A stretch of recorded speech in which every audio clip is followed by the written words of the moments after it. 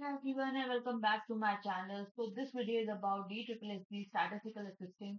तो sorry guys कल मैं आपकी प्रीवियस मतलब प्रैक्टिस क्वेश्चन रिलीज नहीं करा पाई थी तो मैंने आपको वो इसलिए ही बताया था क्योंकि ड्यू टू सम रीजन जो मैंने आपको दिखाया था कि मैंने ब्रेसेस लगाए हैं तो I can not able to talk properly that's why मैंने आपकी कोई क्लास नहीं करी थी आज से मैंने स्टार्ट किया है क्योंकि धीरे धीरे मैं अपने द नेचुरल नॉर्मल वे में हो पाऊंगी अडेप्ट। तो स्टार्ट करते हैं हमारी आज की क्लास। तो सबसे पहले ये मैंने आपको बोला था ना इंडेक्स नंबर कराना है मुझे, मगर कुछ बच्चों को तो ये हो गया है कि मैम हमें प्रैक्टिस ही कराइए, कुछ को हो जाता है मैम हमारे टॉपिक कवर करा दीजिए वो। तो अब मैंने क्या किया है क्वेश्चंस में ही वो टॉपिक मैं आपको बताऊंगी। जैसे कि अगर आप देखोगे तो टाइम सीरीज में मैंने आपको सेकंड पार्ट प्रोवाइड नहीं कराया था जिसमें आपको मैं न्यूमेरिकल पार्ट बता दी, ठीक है। तो उसके लिए आपको मैं आज ही लीस्ट स्क्वायर मेथड होता है टाइम सीरीज का, हम उसको करेंगे। तो आपका क्या हो जाएगा जो मैं सेकंड पार्ट नहीं बना पाई थी तो उसमें क्या रिलेटेड क्वेश्चंस आते हैं मेथड्स के, तो वो हम इस प्रैक्टिस क्वेश्चन से ही कर लेंगे, ठीक है। तो ये क्या है, आपका क्वेश्चन लिखा हुआ है for the given figures of the production of sugar factory. एक शुगर फैक्ट्री का आपको डेटा गिवन है। The estimate of the production for 1976 using straight line trend with the origin at the year 1972।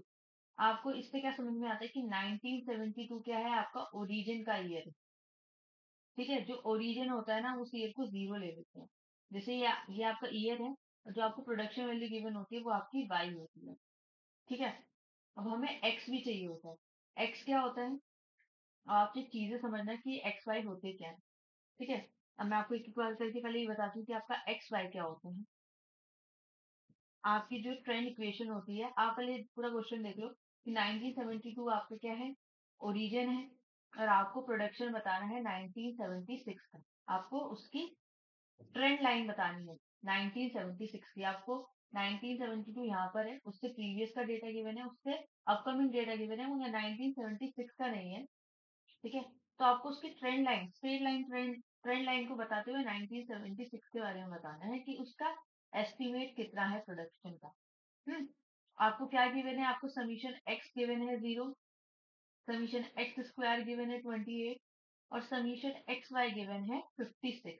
अब मैं आपको बताती हूँ सारी चीजें आपकी कैसे होंगी। तो स्टार्ट करते हैं। अब मैं इसको आपको सॉल्व करवाती हूँ, देखना। अम, पहले आपको मैं यहाँ पे लिख देती हूँ आपको क्या क्या गिवन है।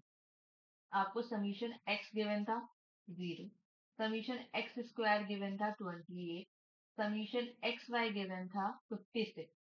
और फॉर्मूला क्या होता है लीस्ट स्क्वायर मेथड का। तो स्टेप 1 है सेम यही फॉर्मूला हर किसी में आएगा आपका, Y C equals to A plus B X. Y C का मतलब आपकी जो ट्रेंड लाइन है, ए का मतलब है जो इंटरसेप्ट आपका एक्स एक्सिस पे बनता है, बी आपका स्लोप बताता है ट्रेंड लाइन का, ठीक है। और एक्स मतलब कि जब आपका ए आपका इंटरसेप्ट वाई एक्सिस पे कुछ होगा उस टाइम पे आपका एक्स जीरो होगा। बेसिकली ये चीजें ये बताती हैं, ठीक है। हमें एक्स अलग अलग वेरिएबल, एक्स का मतलब यहाँ पर क्या होता है टाइम पीरियड, ठीक है।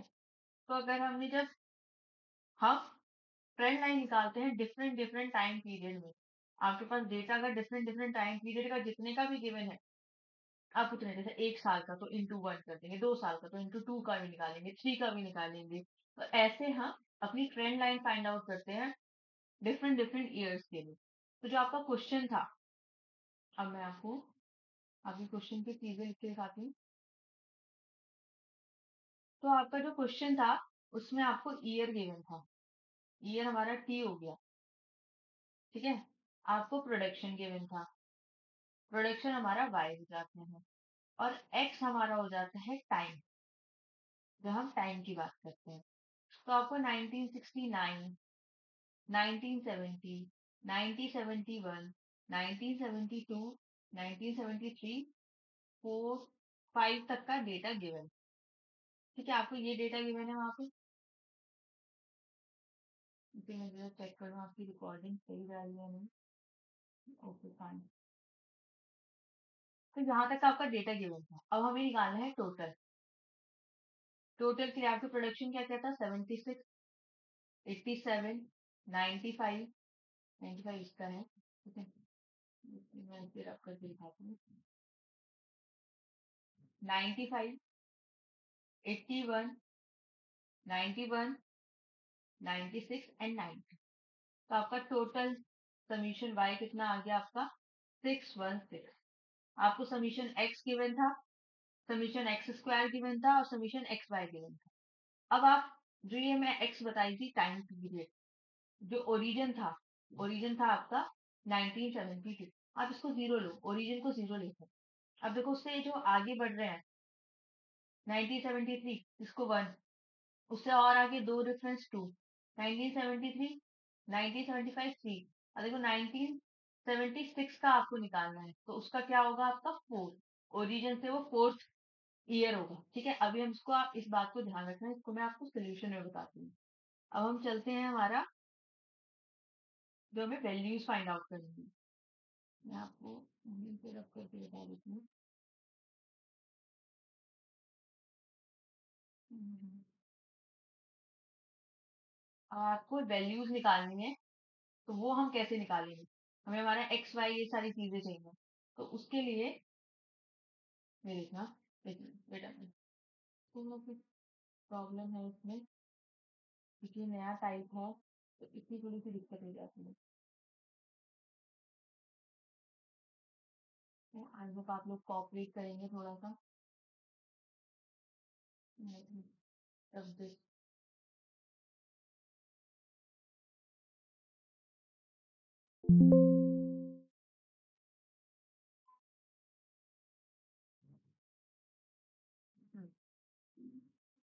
तो हमें निकालने हैं हमारी वो वेरिएबल्स। ए आपका निकलता है summation y divided by n, ठीक है।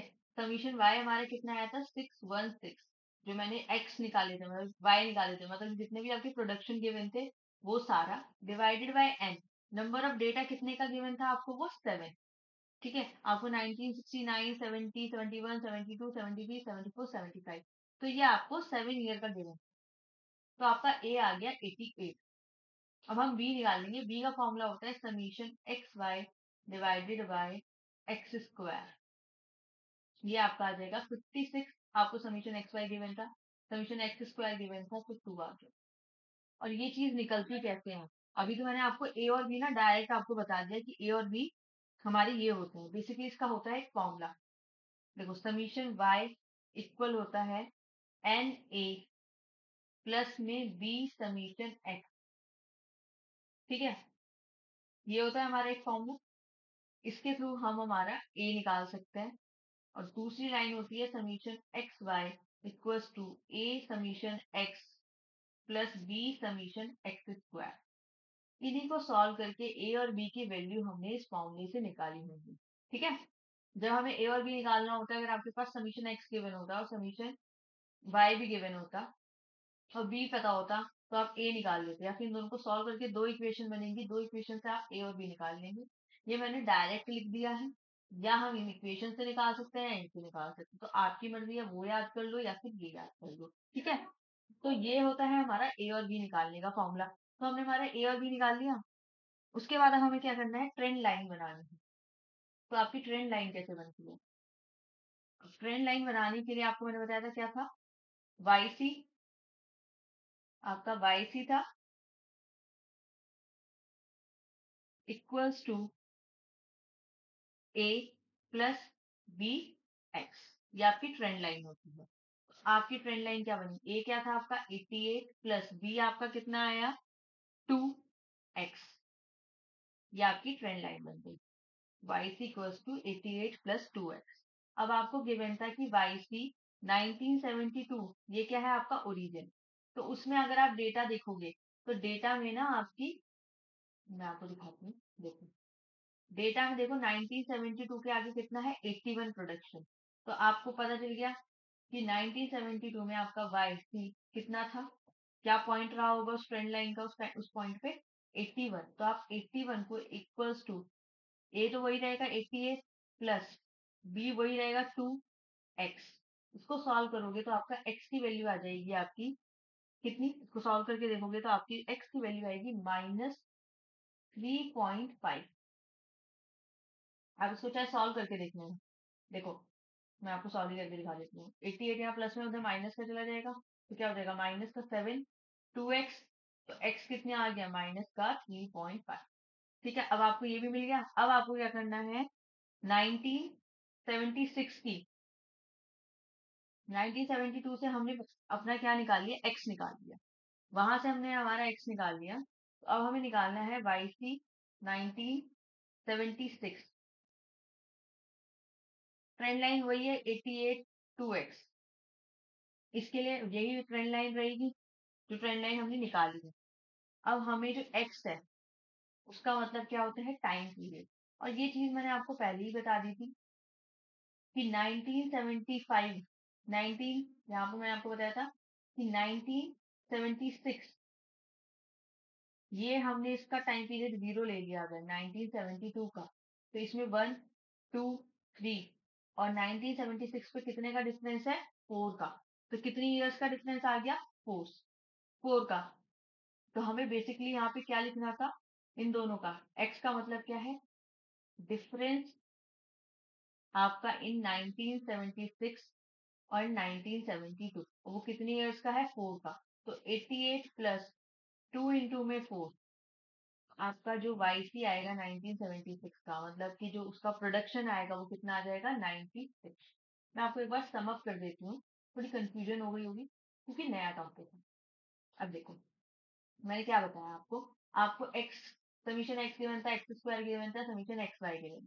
ठीक है, लीस्ट स्क्वायर मेथड लगा रहे हैं। लीस्ट स्क्वायर में आपकी ट्रेंड इक्वेशन होती है YC equals to a plus bx, ये हमारी ट्रेंड लाइन होती है।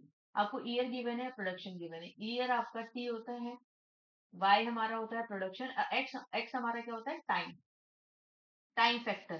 ठीक है, जो हम ये देखते हैं कितना डिफरेंस है वो हमारा यूनिट ऑफ टाइम होता है x।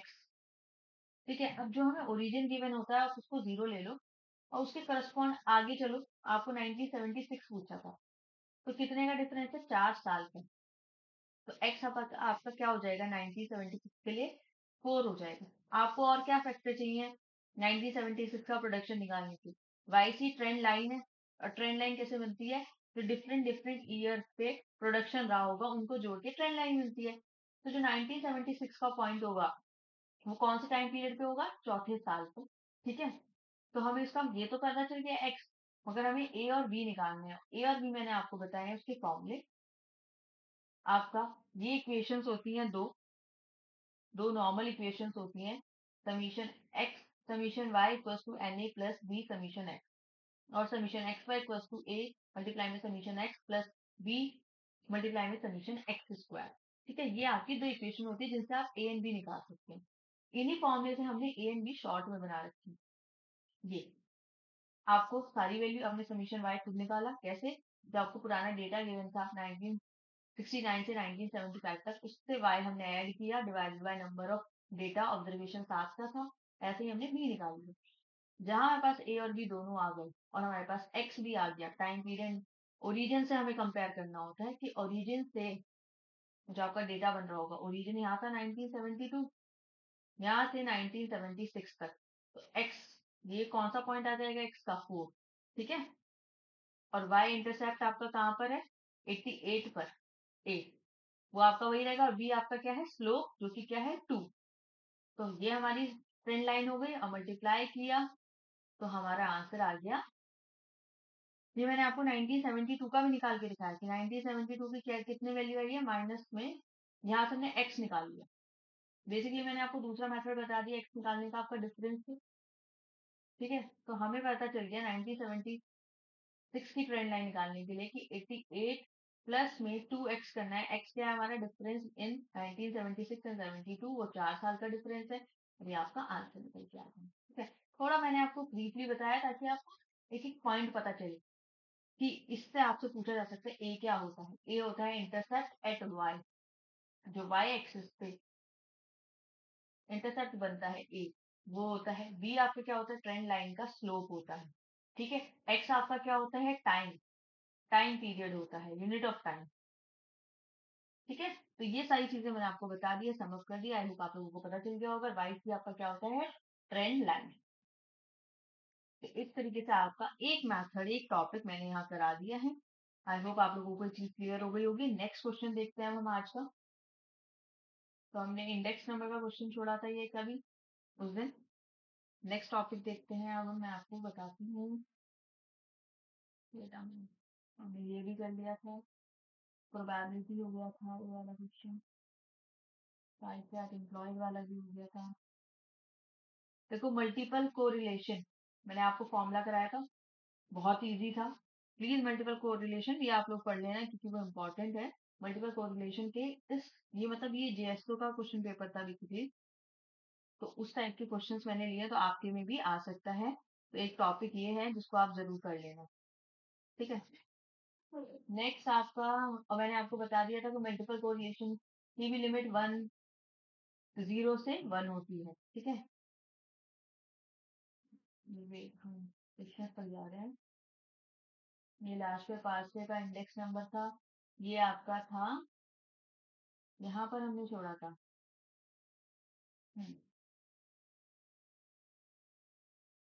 ये हो गया था हमारा, ये भी हो गया था।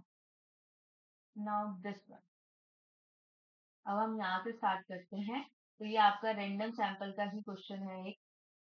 देखिएगा आपका रैंडम वेरिएबल, रैंडम सैंपल, ये क्वेश्चन बहुत इंपॉर्टेंट है। मैं साथ साथ में आपको ये बता देती हूँ कि अभी आप लास्ट मिनट में अपनी प्रिपरेशन में क्या क्या टॉपिक पढ़ लें। ठीक है, तो ये कुछ टॉपिक है जो इम्पोर्टेंट है, जैसे कि आपका index number, time series, random variable. ठीक है, और जितने भी हैं सबकी प्रॉपर्टीज अच्छे से पढ़ लें। प्रॉपर्टीज में से काफी क्वेश्चन आते हैं आपके, आप लोगों ने भी देखा होगा कि आपकी प्रॉपर्टीज बेस्ड क्वेश्चन काफी हैं। तो ये एक आपका क्वेश्चन है कि if X and Y in is a sample random, simple random sample without replacement. Without replacement का मतलब क्या होता है, जैसे आपको एक बॉक्स है, उसमें से एक बॉल निकाली, अगर वो विद रिप्लेसमेंट होता तो उसका मतलब हमने वापस से वो बॉल रख दी, तो पहले 5 थी तो वापस से 5 ही हो गई। मगर विदाउट रिप्लेसमेंट है कि आपने एक बॉल निकाल ली है, अब उसके अंदर 4 बॉल बचे हैं, तो वो होता है विदाउट रिप्लेसमेंट। तो आपका बोला है एक सैंपल है, ये आपको सैंपल गिवन है, without replacement of size n for a finite population of n, capital N unit, with a mean of mu and variance of, ठीक है, the covariance of x I and x j will be।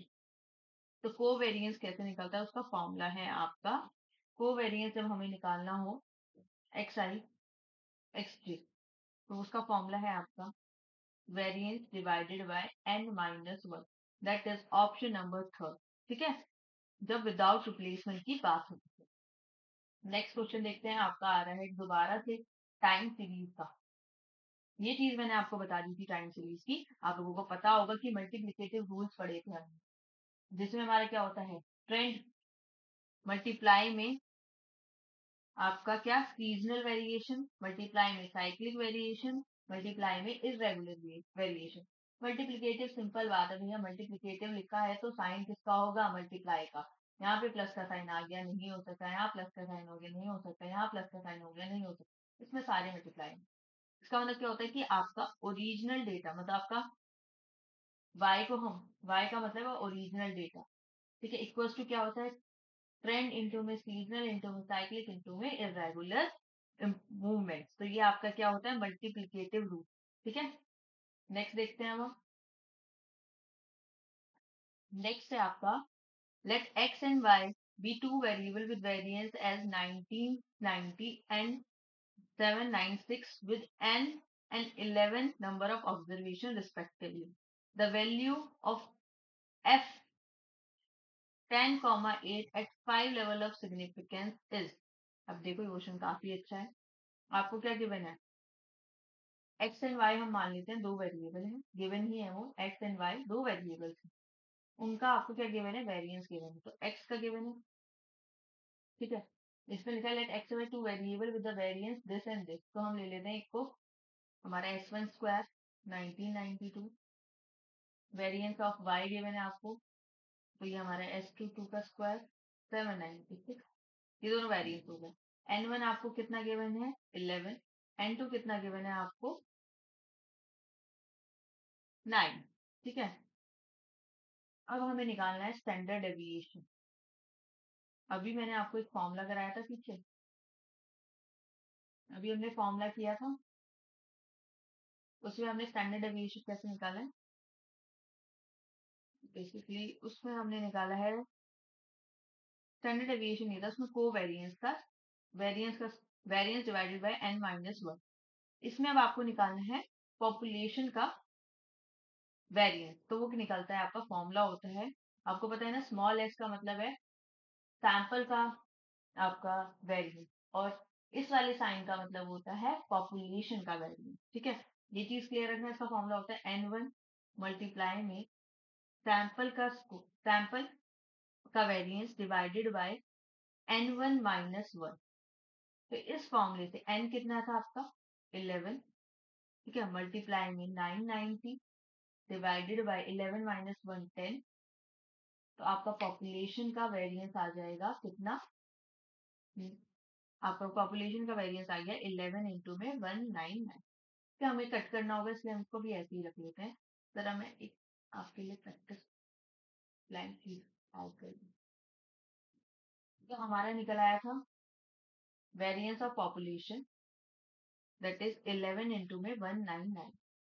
अब हमें दूसरा वाले का variance निकालना है, जो दूसरा डेटा है, उसका भी फॉर्मूला क्या हो जाएगा? n2 मल्टीप्लाई में आपका सैंपल का variance divided by n2 minus 1। ठीक है, तो आपका n2 कितना था? 9 मल्टीप्लाई में सैंपल का वेरिएंस 9 796 डिवाइडेड बाय 9 माइनस 1 8। तो ये आपका आ जाएगा, इसको इतना ही रखेंगे। अब हम इसे सॉल्व करेंगे। अब आपको एफ रेशियो पता है ना कैसे निकलता है? 10,8। ठीक है, किस पे? उसका फॉर्मूला होता है आपका सैंपल 1 का वेरिएंस डिवाइडेड बाय सैंपल 2 का पॉपुलेशन का वेरिएंस। बेसिकली तभी हम पॉपुलेशन का वेरिएंस फाइंड आउट कर रहे हैं। तो ये हम पॉपुलेशन के वेरिएंस को कंपेयर करते हैं। अब हमने दोनों निकाल लिए हैं। कितना आया था ऊपर वाला? 11 इंटू में 199। नीचे वाला हमारा कितना आया था? 9 इंटू में 796 डिवाइडेड बाय 8। यही आया था ना। इसको आप सॉल्व करेंगे तो ये आपका 4398 डिवाइडेड बाय 1791, ये आपका आ जाएगा 2.5। तो आपका एफ रेशियो है 10, आपका डिग्री ऑफ फ्रीडम 8 पर कितना, कितने उस पर हमें देखना था? 5%। लेवल ऑफ सिग्निफिकेंस आपका 5%। तो आपको टेबल वैल्यू क्वेश्चन में ना गिवन होती है। बेसिकली आपका क्वेश्चन ना यहीं तक है, आपसे उन्होंने पूछा है एफ निकालना है, 2.5 ही आना है। अगर वो पूछ लेता कि आप उसको रिजेक्ट करेंगे एक्सेप्ट करेंगे, तो उस केस में आपको इसकी ना टेबल वैल्यू गिवन होती है। टेबल वैल्यू इसकी बेसिकली होती है 3.35। आपकी कैलकुलेटेड वैल्यू कितनी है? ये आपकी टेबल वैल्यू है, और आपकी कैलकुलेटेड वैल्यू कितनी आई है? 2.5। टेबल वैल्यू है 3.5, तो 2.5 छोटा है 3.35 से। तो हम क्या कर लेंगे? एक्सेप्ट कर लेंगे हमारे हाइपोथेसिस को। ठीक है, अब मैं आपको क्वेश्चन दोबारा बताती हूँ, तो हम दोबारा देखेंगे इस क्वेश्चन को।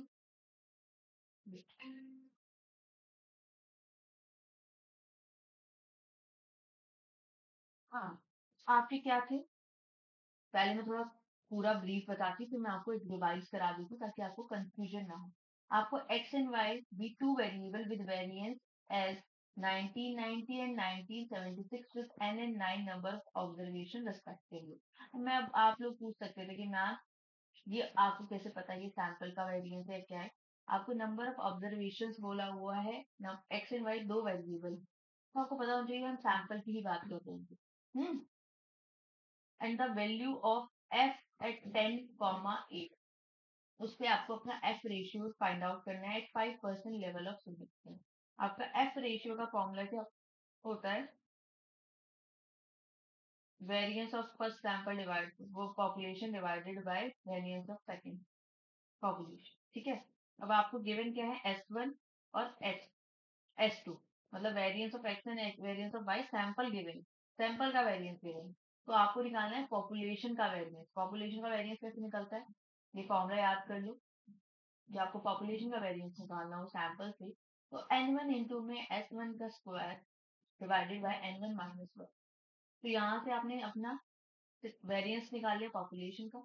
हमने वेरिएंस निकाला था हमारा उसका सेकंड पॉपुलेशन का, दैट इज 796 इनटू में आपका 9 डिवाइडेड बाय 8, यही आया था। इन दोनों का एफ रेशियो का मामला होता है कि पहले वाले पॉपुलेशन का वेरिएंस डिवाइडेड बाय दूसरे वाले का। आप इसे निकालेंगे तो आपकी वैल्यू आ जाएगी 2.5, वही आपका आंसर है। ठीक है, अगर बोलता है कि आप एक्सेप्ट करेंगे रिजेक्ट करेंगे तब आपको F ratio 10,8 at level of 5% significance पहले ऑलरेडी गिवन होता है, क्योंकि आपको वो टेबल में एफ रेशियो में एफ टेबल में अपनी वैल्यू देखनी है। और वहां सब कुछ ना टेबल पे याद रहेगी नहीं। कुछ है जैसे जेड के मैंने बताए थे आपकी 1.965% पे, वो कुछ है जो याद होनी चाहिए। ठीक है, और जब आपका लेवल ऑफ सिग्निफिकेंस गिवन नहीं होता तो हम 5% पे ही कंपेयर करते हैं। नेक्स्ट क्वेश्चन देखते हैं हम। नेक्स्ट क्वेश्चन है आपका कि the arithmetic mean and coefficient of x and y are 10 and 40 respectively, then the variance of y equals to 10 minus 2x is।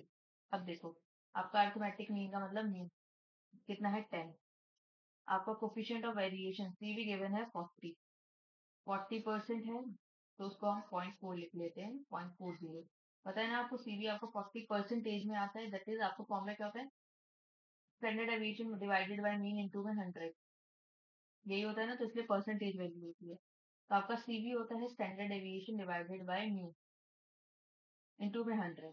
तो आप इसको रखेंगे, वैल्यू पुट कर लो, सीवी आ जाएगा आपका 40, स्टैंडर्ड डेविएशन पता नहीं, वेरिएंस 10 है इनटू में 100।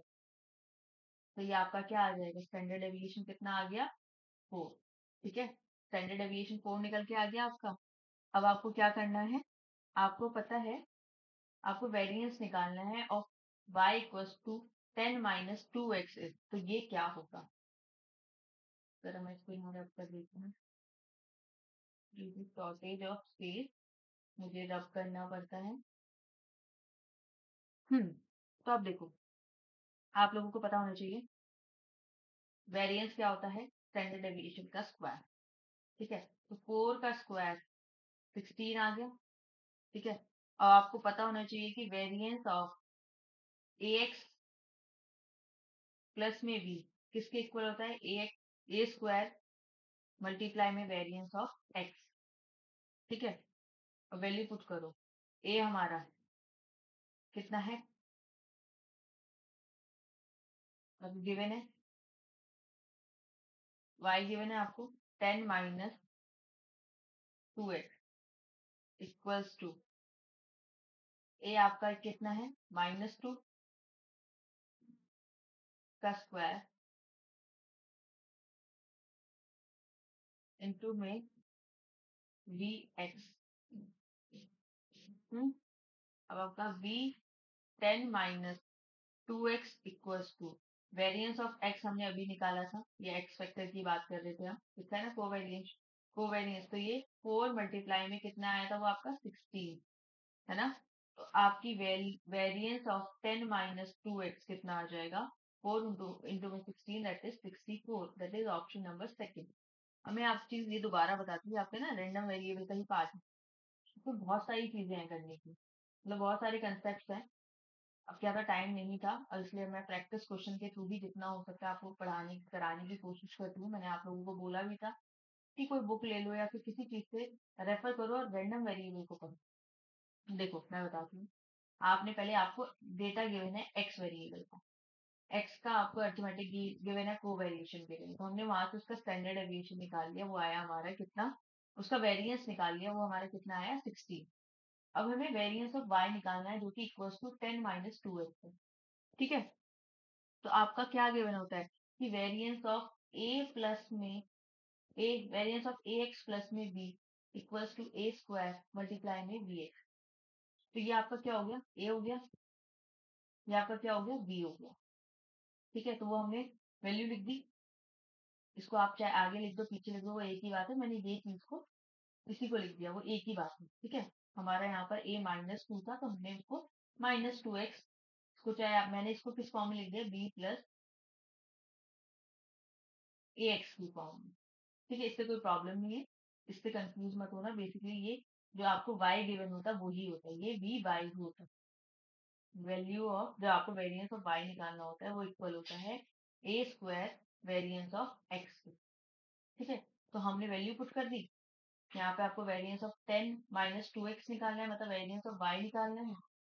a स्क्वायर, a कितना है इससे, -2 का स्क्वायर मल्टीप्लाई में variance of x, variance of x हमने अभी निकाला था 16, तो मल्टीप्लाई किया तो आपका 64 आ गया। देखो मैं दोबारा, इसलिए मैं बहुत टाइम ले लेकर आपको चीजें एक्सप्लेन कर रही हूँ, ताकि आप एग्जाम पॉइंट ऑफ व्यू से चीजें समझ सकें। कि जब आपको वेरिएंस ऑफ y निकालना है, वो होता है आपका a square variance of x की मल्टीप्लाई। आपको वेरिएंस ऑफ y क्या गिवन है, 10 माइनस 2x, तो हमने वो लिख दिया। a स्क्वायर, यहाँ पर ये a होता है, a कितना है, -2 का स्क्वायर मल्टीप्लाई में वेरिएंस, वेरिएंस हमने निकाला था 16, तो 4 मल्टीप्लाई में 16, that is 64। That's all, option number 2 आपका हो गया करेक्ट। नेक्स्ट क्वेश्चन करते हैं अब हम। ये गिवन है, as per the given data Laspeyres price index for 2016 है। आपको लार्ज पे का मेथड लगाना है। मैं कहती ना, हर एक मेथड जरूरी है पूरा प्रैक्टिस करने के लिए। आपके क्वेश्चन सॉल्व करने के आ जाते हैं, बड़ा बड़ा क्वेश्चन भी दे देंगे, मतलब सॉल्व करने में बहुत ही कम टाइम लगेगा, मगर आपको फॉर्मूले याद होने चाहिए। ये आपको क्वांटिटीज गिवन है, ठीक है। 2005 जो पुराना वाले ईयर होता है, इसको हम बेस ईयर ले लेते हैं। ये क्वांटिटी ऑफ करंट, ये price of base year, price of sorry base P0 और price of current year P1। अब आप पहले लिखते हैं लास्ट पे का फॉर्मूला क्या होता है। तो लास्ट पे का प्राइस इंडेक्स निकालने का फॉर्मूला आपका क्या होता है, समीशन P1 मल्टीप्लाई में Q0 divided by summation P0 Q0 into में 100। तो नीचे कहाँ क्या आती है, क्वांटिटीज ऑफ किसकी आती है, प्राइस मल्टीप्लाई में क्वांटिटी, दोनों क्या होंगी, बेस ईयर की, और ऊपर होगा करंट ईयर का प्राइस मल्टीप्लाई में बेस ईयर की क्वांटिटी, मतलब कि क्वांटिटी दोनों बेस ईयर की होंगी, प्राइस ऊपर करंट ईयर होगा और नीचे बेस ईयर का होगा। तो आपके पास क्या क्या चाहिए, आपको समीशन P1 Q0 चाहिए, तो पहले आप P1 और Q0 की मल्टीप्लाई कर लेंगे, तो यहाँ से आपको समीशन P1 P0 निकल आएगा, P1 Q0। दूसरा आप P0 Q0 की मल्टीप्लाई कर लेंगे, उसका समीशन निकाल लेंगे P0 Q0। मैं आपको उसका डायरेक्ट आंसर बता देती हूँ, जिनके पास टेस्ट सीरीज है या फिर नहीं है तो उसमें से देख लें, तो आपकी वैल्यूज क्या क्या आएंगी, आप क्रॉस चेक करना कि आपकी भी यही आएंगे या फिर नहीं आएंगे। तो समीशन आपका P1 Q1 आप जब सबका वैल्यू डाल लेंगे, तो आपका आएगा लास्ट में 24.5 डिवाइडेड बाई 22 इंटू में 100। तो ये ऑप्शन नंबर आपका थर्ड हो जाएगा। ये आपके लिए होमवर्क है, मैंने आपको फॉर्मूला बता दिया है। फॉर्मूला क्या होता है, समीशन आपका P1 Q1 Q0 divided by P0 Q0 into में 100। आपको सिंपल क्या करना है, P1 की मल्टीप्लाई Q0 के साथ करनी है एक बार, तो उसका समीशन यहाँ डाल दोगे, P0 Q0, तो P0 की मल्टीप्लाई एक बार Q0 के साथ, और उसका समीशन नीचे आ जाएगा इंटू में 100। आपका आंसर हो जाएगा बेटा सॉल्व। ठीक है, नेक्स्ट क्वेश्चन देखते हैं अब हम। नेक्स्ट है आपका, क्या गिवन है, आपको डेटा लिखा हुआ है, if Z1 Z2 till Zn are an independent standard normal variant, then summation आपका Zi square will be क्या होगा। अब देखो, ये क्या है, आपका normal standard normal variance given है, ठीक है। अगर हम इस अपनी Z सीरीज का क्या कर दें, स्क्वायर कर दें, Zi स्क्वायर लिखते हैं, तो हमारा क्या हो जाता है, 1। आई का मतलब क्या है, आई का मतलब है वैल्यू 1 2 3 4 टिल n तक, ठीक है। और इन सारी z वैल्यू का अगर हम स्क्वायर कर तो वो हमारा क्या बन जाता है, काई स्क्वायर डिस्ट्रीब्यूशन बन जाता है। Option number C, the chi square distribution with n with degree of freedom n। तो चाहे काई स्क्वायर डिस्ट्रीब्यूशन के पास आपको पता है एक पैरामीटर होता है, और पॉजिटिव इंटीजर n, मतलब कि n होता है एक positive integer that specify the number of degree of freedom, जो क्या बताता है, डिग्री ऑफ फ्रीडम बताता है, ठीक है। The number of random variable been summed Zi, तो जितने भी रैंडम वेरिएबल है आप उनका सम निकालो, उसको Zi बोलते हैं, ठीक है। In a probability theory and statistics the chi square distribution, इसको हम एक्स स्क्वायर ऐसा लिखते हैं distribution, with k degree of freedom is the distribution of sum of squares of k independent standard normal random variable. अब इस line को ध्यान से सुनना, मैंने क्या बोला है कि the chi-square distribution with k degree of freedom is the distribution of sum of squares of k independent standard normal random variable. मतलब कि उन नॉर्मल वेरिएबल का हम स्क्वायर करते हैं, उसका समीशन होता है, मतलब जो ये चीज लिखी हुई है बेसिकली मैंने वो ही रीड करी। तो ये किसका होता है, ये होता है काई स्क्वायर। ये बेसिकली प्रॉपर्टीज है। आप काई स्क्वायर की थ्योरी पढ़ो, उसमें आपको ये वर्डिंग पॉइंट्स में मिल जाएगा ये सारा देना। ठीक है, नेक्स्ट क्वेश्चन देखते हैं। The coefficient of correlation is R between X and Y. ठीक है, एक्स एंड वाई के बीच का कोफिशिएंट कोरिलेशन आर है एंड स्टैंडर्ड डेविएशन आपका गिवन है, standard deviation X and standard deviation of Y. The tangent of the angle between two lines of regression is, तो आपको पता है कोफिशिएंट ऑफ कोरिलेशन आपको आर से गिवन है एक्स एंड वाई का।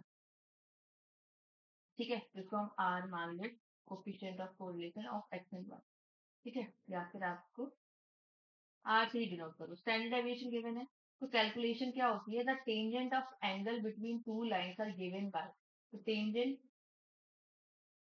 जो हम निकालते हैं of angle between two line, दो लाइंस के बीच में, वो आपका निकल, इसको लिखते हैं हम ऐसे 1 माइनस आर स्क्वायर। ठीक है, मल्टीप्लाई में आपका समीशन, अब sorry standard deviation of x multiply में standard deviation of y divided by r. ठीक है, आर के साथ मल्टीप्लाई होता है आपका स्टैंडर्ड डेविएशन एक्स स्क्वायर, मतलब कि वेरिएंस ऑफ एक्स प्लस में वेरिएंस ऑफ वाई। ये आपका फॉर्मूला होता है टेंजेंट एंगल निकालने का, दैट इज ऑप्शन नंबर 4। क्या फॉर्मूला है, 1 माइनस आर स्क्वायर। ठीक है, मल्टीप्लाई में किसका, standard deviation of x and standard deviation of y. ठीक है, डिवाइडेड बाय क्या होता है r, variance of x multiply में sorry plus plus plus plus variance of one. ये इसका फॉर्मूला है, that is option number 4। Basically क्या है, जब आपको टेंजेंट निकालना हो दो लाइंस के बीच में, तो उसका फॉर्मूला क्या होता है, इस क्वेश्चन में आपसे वही पूछा गया। ठीक है, नेक्स्ट क्वेश्चन करते हैं हम। लिखा हुआ है the mode of a geometric distribution, the mode of a geometric distribution with parameter p is. तो मोड कैसे निकलता है, जब आपसे ज्योमेट्रिक डिस्ट्रीब्यूशन बोला हो, उसका पैरामीटर p है। ठीक है, वो हमेशा इक्वल होगा आपके 1 के, इफ आपकी p की वैल्यू 0 एंड 1 के बीच में, greater than 0 and less than 1 के बीच में लाई करेगी, तो आपका मोड क्या होता है इस केस में, सॉरी मोड लिखना है, मोड क्या होता है इस केस में 1, ऑप्शन नंबर 1। तो पैरामीटर p है और p की वैल्यू 0 और 1 के बीच में है, तो आपका मोड 1 होता है। This is also property based. ठीक है, तो हमने ज्योमेट्रिक डिस्ट्रीब्यूशन बायनॉमियल डिस्ट्रीब्यूशन सब करे ना, उनका मीन कैसे निकलता है, उनका मीडियन कैसे निकलता है, उनका मोड कैसे निकलता है, आपको वो सारी चीजें भी पढ़नी है। ठीक है, नेक्स्ट क्वेश्चन देखते हैं हम। Let m1 md m0 denoted median mean mode and q1 q2 q3 quartile point, which of the following is about absolute measure of skewness. अब आपके आ गया स्क्यूनेस बेस्ड प्रैक्टिकल क्वेश्चन। ठीक है, सॉल्व करने के लिए पूछ सकते हो, डेटा गिवन होगा, फॉर्मूला पूछ सकते हैं, कुछ भी पूछ सकते हैं। तो आपको मीन मीडियन मोड गिवन है m1 md m0, quartile given है q1 q2 q3। आपको फॉर्मूला बताना है, क्यूनेस निकालने का फॉर्मूला होता है आपका q3 minus md that is median, जिसको हम q2 भी लिख सकते हैं, minus md minus q1 divided by q3 minus q1। Option number आपका 4 हो गया। ठीक है, अगर आपको फॉर्मूले में ये चीज भी लिख सकते था, md की जगह क्या भी दे सकते थे, वो आपको q2 भी लिख सकते थे। q2 भी आपका क्या होता है, मीडियन ही होता है, क्योंकि वो मिड पॉइंट ही है इन क्वार्टाइल्स का। तो q3 माइनस q2। ठीक है, तो चाहे md हो q2 हो, घबराना नहीं है, दोनों ही सेम चीज। नेक्स्ट देखते हैं।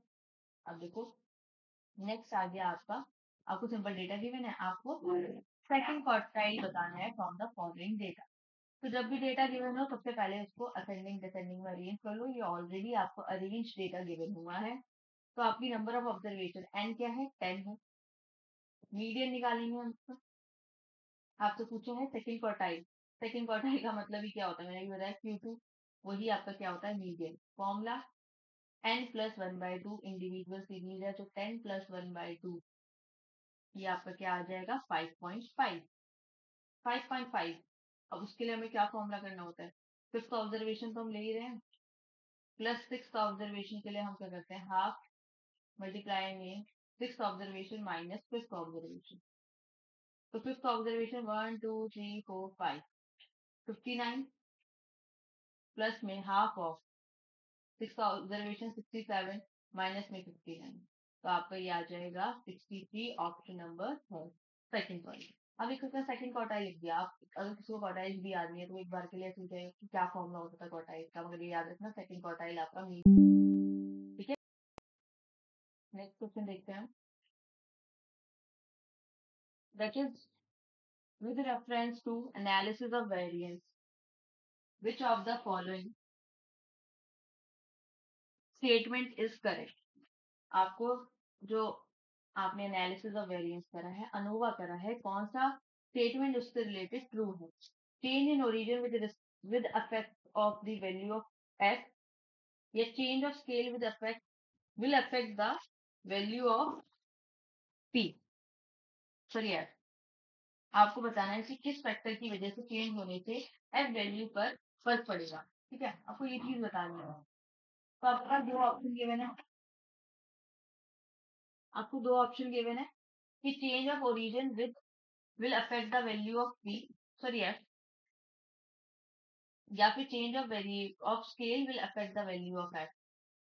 चेंज ऑफ स्केल तो ओनली फर्स्ट स्टेटमेंट आपकी क्या है इसमें ट्रू है कि क्या लिखा होता है एनालिसिस ऑफ वेरिएंस की बात करें ये एक मेथड है of splitting the variation of data into a constituent part which measure the difference of sources of variation। ANOVA क्या करता है चेक करता है कितना वेरिएशन है डेटा में। ठीक है तो वो वेरिएशन को क्या करता है दो पार्ट में डिवाइड करता है। तो हमने अनोवा पढ़ा था तो हमने निकाला था वेरिएशन एक तो विद इन दी सैंपल ठीक है और एक वेरिएशन बिटवीन दी सैंपल। हमने दो डेटा को दो टाइप्स में डिवाइड कर लिया था। तो टोटल वेरिएंस का मतलब क्या था sum of variation within the sub group और sum of variation between the group. जब हमें टोटल वेरिएंस निकालना होता है तो हम दोनों को ऐड कर देते हैं विद इन दी सैंपल वाले को और बिटवीन दी सैंपल वाले को। ठीक है और आपका एफ क्या करता है उसको हम वेरिएंस रेशियो बोलते हैं जो वेरिएंस को कंपेयर करता है।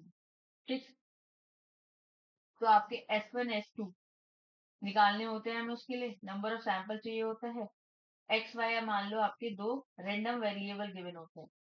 ठीक तो आपका क्या है change of origin will affect the value of P. तो ओरिजिन क्या है अगर उसमें चेंज आ जाएगा तो वो आपका अफेक्ट कर सकता है एफ रेशियो को मगर लेकिन स्केल को अगर चेंज करोगे तो वो आपके वैल्यू ऑफ एफ को अफेक्ट नहीं करेगा। ठीक है बस बेसिकली यही चीज थी तो मैंने क्या था आपको एक समअप दे दिया था कि बेसिकली अनोवा की डेफिनेशन क्या होती है कैसे वो डेटा सॉल्व करता है। एक एक वर्ड को थोड़ा ध्यान से सुन लीजिएगा भी एक डेफिनेशन में से भी क्वेश्चन बन जाता है इसका। नेक्स्ट क्वेश्चन देखते हैं हम for a distribution with mean median mode and standard deviation आपको गिवन है Karl Pearson coefficient of skewness निकालना है। देखा स्क्यूनेस का अब आ गया फॉर्मूला भी आपको पता है कार्ल पियर्सन का स्क्यूनेस का फॉर्मूला होता है mean minus mode and divided by standard deviation. अब बच्चा कहाँ फंसता है जब उसको फॉर्मूला याद ना हो। फॉर्मूला याद है तो कोई प्रॉब्लम नहीं है ये आप सॉल्व कर देंगे। माइनस का आपका 0.2 आ गया option number first. Next question the product of partial regression coefficient b1 2.3 b2 3.1 b3 1.2 equals to. अब आपका ये है पार्शियल कोरिलेशन मैंने आपको मल्टीपल कोरिलेशन बताया था ये आपका पार्शियल कोरिलेशन। तो इसका आपको बताना है product of partial regression coefficient of b equals to आपका ऑप्शन नंबर 4। ठीक है क्या हुआ देखो इजी बताती 1 2.3 1 2.3 2 3.1 2 3.1 C1.2 C1.2। ठीक है, इन सब का क्या है मल्टीप्लीकेशन, इन सबको मल्टीप्लाई कर दो। अब जैसे मैं बताती हूँ, the product of partial regression coefficient V1 1 2 3 V2 3 1, ये सब मैं बोल दिया, इक्वल किसके होता है इसके। ठीक है, आपके मान लो x1 x2 x3 तीन वेरिएबल्स हैं, थ्री वेरिएबल्स। तो आपका R12 का मतलब क्या है, simple correlation coefficient between x1 and x2।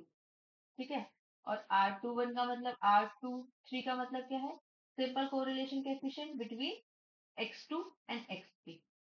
ऐसे ही R31 का मतलब क्या है, simple correlation coefficient between x3 and x1।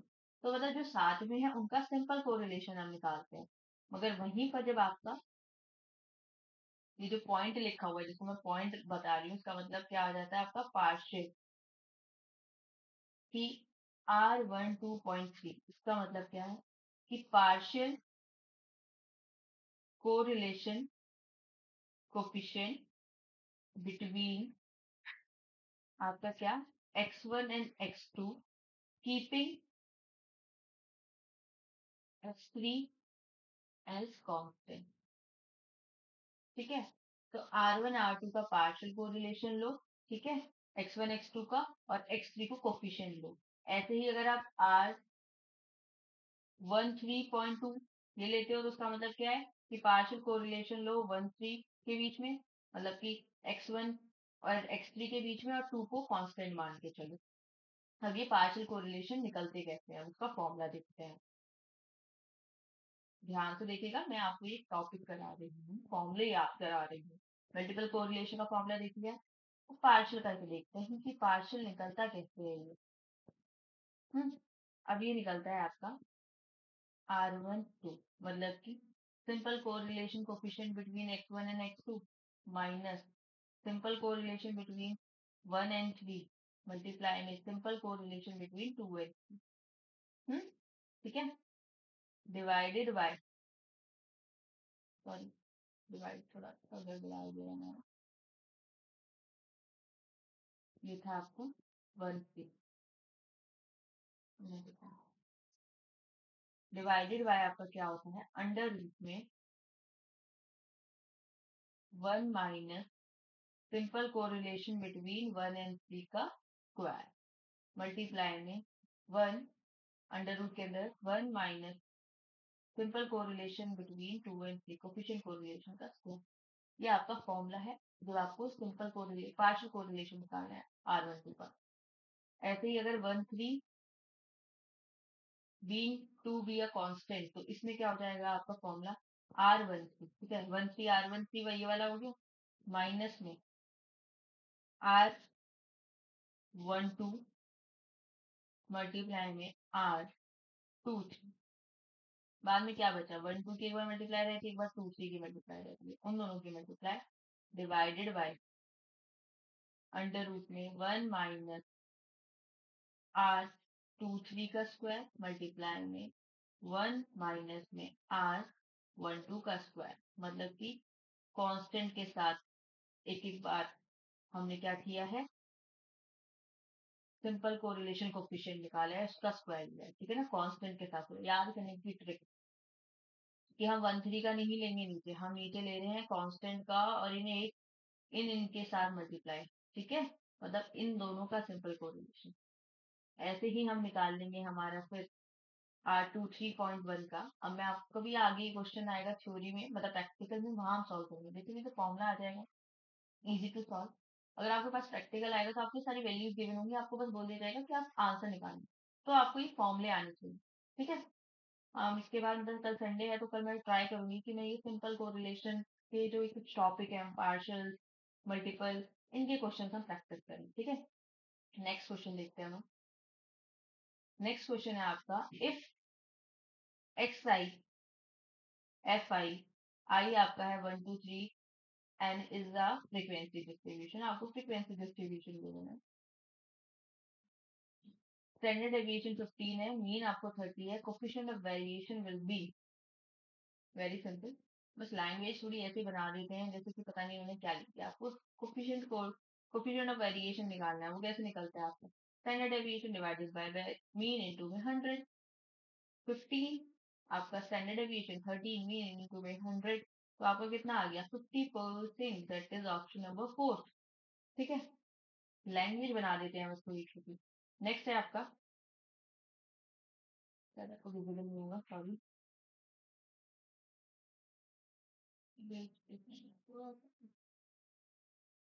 Problem.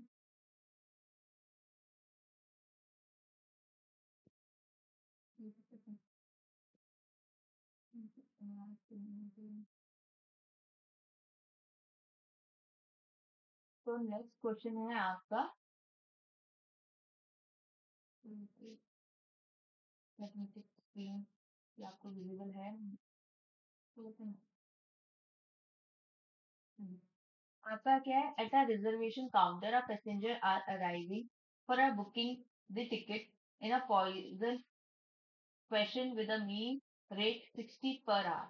The kurtosis of the inter-arrival time of the passenger is।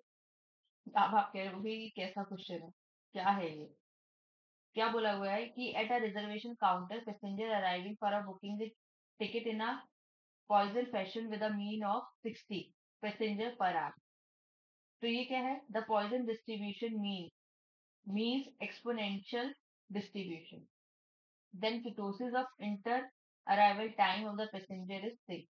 अब आपका एक्सपोनेंशियल डिस्ट्रीब्यूशन क्या था? In a probability theory and statistics, the exponential distribution is the probability of time between event in a poison.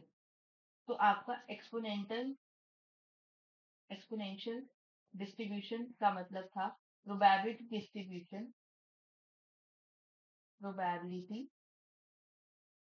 distribution of time between events in poison, that is a process in which events occur continuously and independently at a constant rate।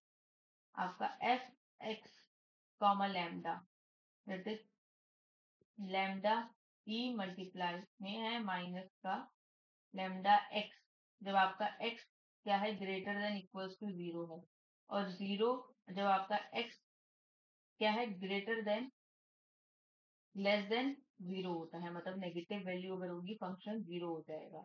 Where आपका function x comma lambda, ये क्या है? Probability density function है। अभी मैं आपको चीजें बता रही हूँ, मैं आपको दोबारा क्लियर करूंगी। थोड़ा ट्रिकी क्वेश्चन है, उसके कंसेप्ट आपने ऐसा पढ़ा नहीं होगा, उससे रिलेटेड है ये। देखो, बेसिकली क्या होता है? जो पॉइजन डिस्ट्रीब्यूशन है उसका मतलब means exponential distribution. Then the kurtosis आपको बताना है कि कीटोसिस क्या होगा। तो जब ऐसा क्वेश्चन होता है जो आपका एक्सपोनेंशियल डिस्ट्रीब्यूशन होता है, तो प्रोबेबिलिटी और स्टैटिस्टिक में बोला जाता है कि एक्सपोनेंशियल डिस्ट्रीब्यूशन क्या है? Is the probability distribution of time between events in Poisson. तो टाइम इवेंट्स जो गिवन होते हैं पॉइजन डिस्ट्रीब्यूशन के, वो आपका एक्सपोनेंशियल होता है। उसका फंक्शन क्या होता है? जब हमें एक्स कॉमा लैम्डा निकालना होता है, फंक्शन है आपका लैम्डा मल्टीप्लाई में ई की पावर माइनस लैम्डा एक्स, जब आपका X greater than equals to 0, और 0 जब आपका एक्स लेस देन 0 है। तो आपका फंक्शन जो एक्स कॉमा लैम्डा है, इसका मतलब क्या है? एक्स आपका क्या होता है? Random variable. हम्म, और आपका जो लैम्डा है वो है रेट पैरामीटर। अब आपको देखो, आपको क्या गिवन है? आपको 60 पर आवर गिवन है, ठीक है। आपको कीटोसिस निकालना है of time, of inter arrival time of the passenger, तो आपका वो आ जाएगा 6।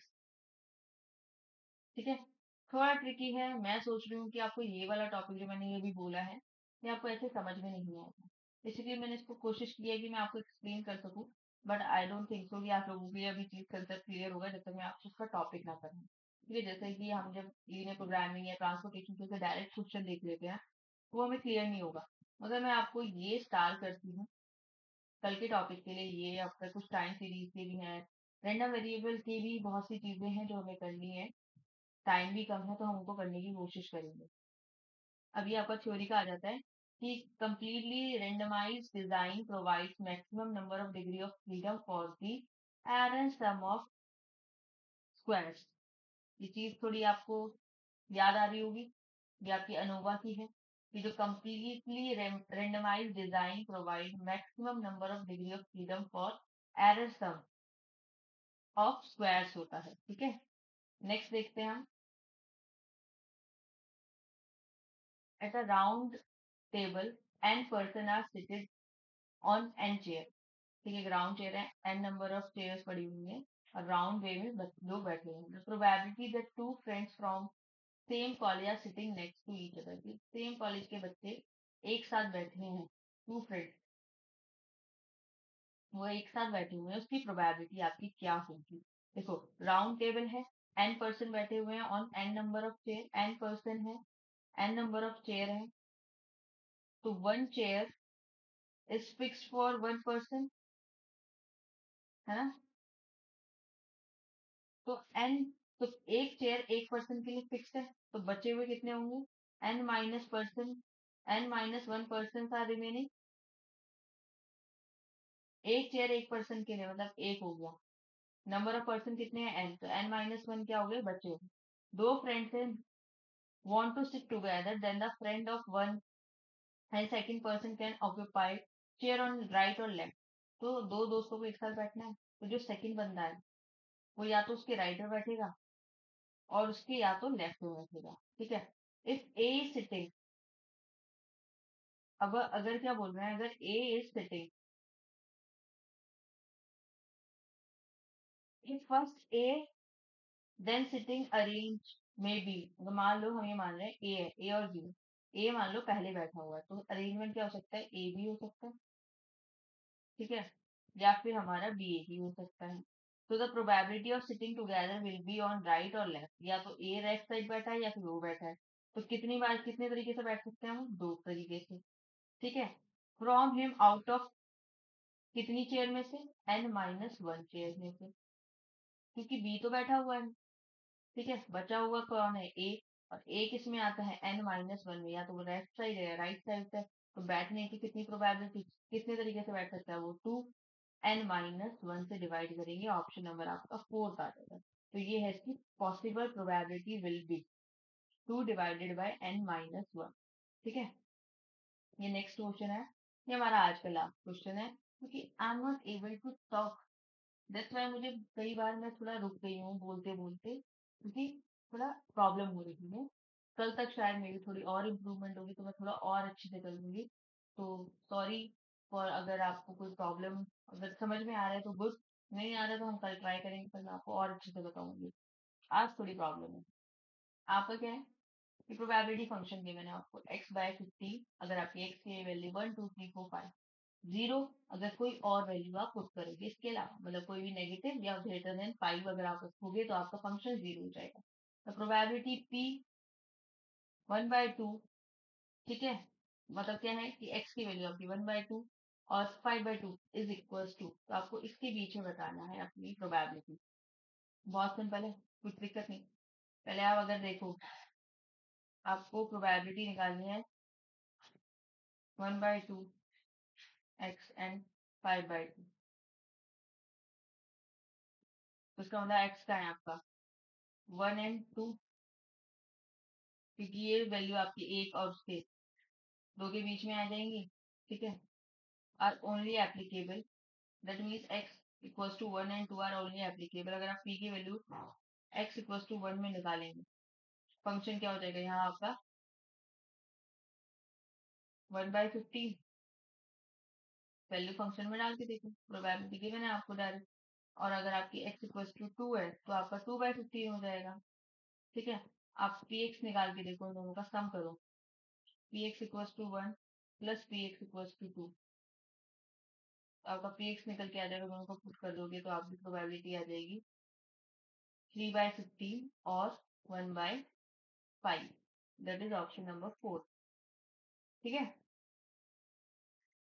नेक्स्ट देखते हैं हम. नेक्स्ट एक और हम देख लेते हैं, आपका मोमेंट का क्वेश्चन है. मोमेंट मैंने आपको फॉर्मूले बताए थे, आपको फर्स्ट 4 मोमेंट गिवन है distribution about the origin this and this, third moment about mean आपको फाइंड आउट करना है। तो आपको क्या गिवन है? आपको मोमेंट फर्स्ट गिवन है आपको 1 माइनस 1.5, मोमेंट 2 गिवन है आपको 70, मोमेंट थर्ड गिवन है आपको -30, मोमेंट 4 गिवन है आपको 108। और ठीक है, मोमेंट अबाउट मीन निकालना है आपको।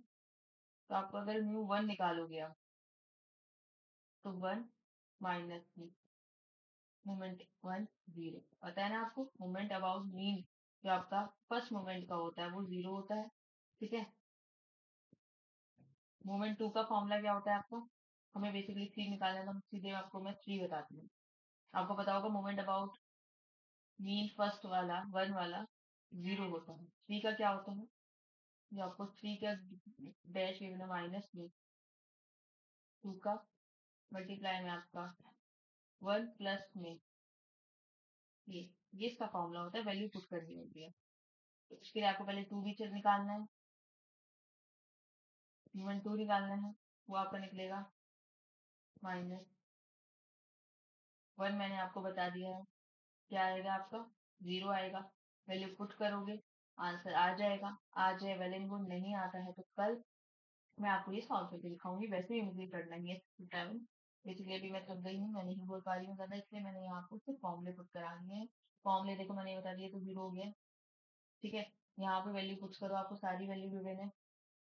ये first 4 moments of distribution about origin given है, इसलिए मैंने ऊपर डैश लगाया है। ठीक है, फॉर्मूले में आपको डैश वाली वैल्यू होनी चाहिए।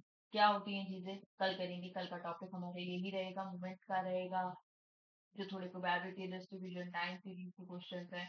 और भी हमने एक दो टॉपिक करा था जो मैंने आप, मुझे लगता है आप लोगों को नहीं समझ आया होगा, जो नई चीज थी जैसे कि ये वाला, मैं इसको भी रखूंगी।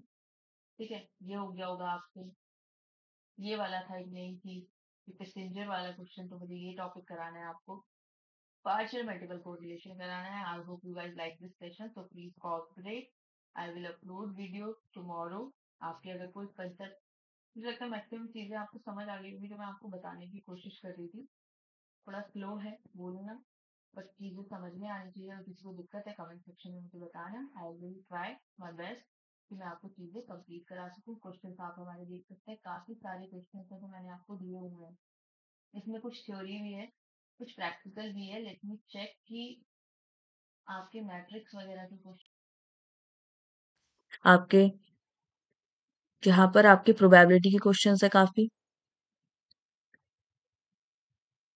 प्रोबेबिलिटी के देखो आपको पास सॉल्यूशन भी गिवन है इसमें, जो यहाँ से क्वेश्चंस आते हैं इनमें सारे, थोड़ा इसका फॉन्ट साइज की प्रॉब्लम हुई होगी, आई होप आप लोगों ने मैनेज कर लिया होगा।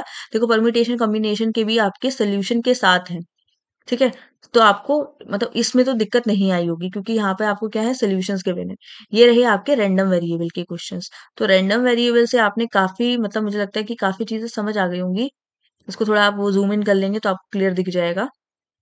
इस ट्राई करें कि इसको लैपटॉप में खोले। ठीक है, जूम इन करोगे कुछ नहीं होगा, आराम से आपको चीजें क्लियर दिख जाएंगी। तो इसमें आपके रैंडम वेरिएबल के काफी अच्छे अच्छे क्वेश्चंस हैं। प्रैक्टिस करो। ठीक है, स्पीड बनाओ, स्पीड अप करो, बनाओ। हाँ, ये सारी चीजें हमने करी हैं। रैंडम वेरिएबल का देखो सेट 2 है, तो मैंने रैंडम वेरिएबल के तो काफी क्वेश्चंस आपके कराए हैं। प्रोबेबिलिटी डिस्ट्रीब्यूशन के भी क्वेश्चंस हैं आपके। ठीक है, प्रोबेबिलिटी डिस्ट्रीब्यूशन सेकंड टाइप भी है। मतलब जितने भी आपके डिस्ट्रीब्यूशन है उनके बेसिकली मैंने सारे क्वेश्चंस कराए हैं। ठीक, बाकी आपका मीन वेरिएंस डिस्ट्रीब्यूशन भी है। अगर आप लोगों ने ये क्वेश्चंस कर लिए ना सारे, यहाँ तो आपको दिक्कत भी नहीं होगी। यहाँ आपके पास फुल सोल्यूशन के साथ है, तो पूरे सोल्यूशन के साथ है, तो आपको ये भी नहीं है कि मुझे कराने की जरूरत है। आप सोल्यूशन भी देखोगे तो भी चीजें समझ में आ जाएंगी। नहीं आएंगी तो एक बार तो बुक उठाओ, सोल्यूशन देखो, आपको अपनी चीजें समझ में आ जाएगी। वरना तो मैं हूं ही यहाँ पे आपको हेल्प कराने के लिए। कोशिश है कि ज़्यादा से ज़्यादा क्वेश्चंस आपके मैं प्रैक्टिस करा सकूँ।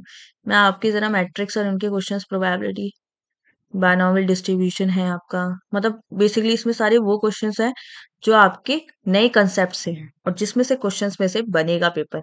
मतलब बनेगा इन द सेंस मैंने नहीं बनाया है, मगर मतलब सारे हॉट टॉपिक है, इंपॉर्टेंट टॉपिक है। सब तरीके के पूरे डिस्ट्रीब्यूशंस के मैंने गामा डिस्ट्रीब्यूशन तक का भी टॉपिक डाला है। हमने किया नहीं है अभी सॉल्व, मगर मैंने आपको वो उसमें डाल दिया है। प्रोबेबिलिटी के भी हैं हमारे, तो जिनके पास है प्लीज़ आप वो पढ़ते रहिए, प्रैक्टिस करिए। जिनके सॉल्यूशंस भी हैं आपके पास तो उनके लिए तो मुझे नहीं लगता आपको मेरी भी हेल्प की ज़रूरत पड़ेगी। एक आध क्वेश्चन में नहीं आ रहे होंगे तो वो आप लोग मुझसे क्या करें, कमेंट करके पूछ लें। बाकी मैं तो अपनी तरफ से ट्राई कर रही हूँ कि मैं आपको ज़्यादा से ज़्यादा प्रैक्टिस करा सकूँ। बाकी दूसरी बात जो बच्चे बोल रहे थे कि मैम ड्रेस के लिए क्या करना है? तो ड्रेस के लिए देखो हाफ स्लीव्स है, जीन्स के लिए पूछ रहे थे जीन्स पहनी है नहीं पहनना है, जो ट्राउज़र को रिलेटेड उन्होंने कुछ नहीं लिखा है। तो ट्राई करें फिर भी आप बेसिक नॉर्मल कपड़े पहन के जाएँ। हाफ टी-शर्ट मेंशन है, जैकेट पहन के जाना, अगर कोई इश्यू हो तो उतार कर रख देना, नहीं हुआ तो पहन कर चले जाना। स्लीपर पहनना, देखो फ़ोटो के बारे में लिखा नहीं हुआ है, बच्चे बोल रहे थे मैम हमें पासपोर्ट साइज़ फ़ोटो लेकर जाना है या नहीं लेके जाना? उसमें लिखा नहीं है, मगर सेफ साइड के लिए ले जाओ। एक आइडेंटिटी प्रूफ लेके जाना है आपको, अपना आधार कार्ड, पैन कार्ड वो ले जाना, फ़ोटो भी अपना एक लेके जाना। क्या हो जाएगा वापस आ जाएगा, एक छोटा-सा फ़ोटो ही तो लेके जाना है, तो आप ले जाना। आपको अपनी तरफ से पूरी तैयारी के साथ जाना है, कोई भी गड़बड़ ना हो।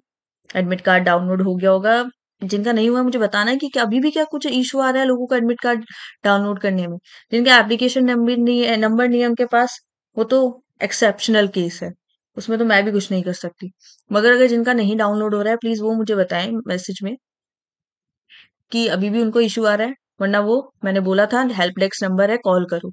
सो bye bye tata, see you soon guys, कल मिलते हैं। All the best for your exams.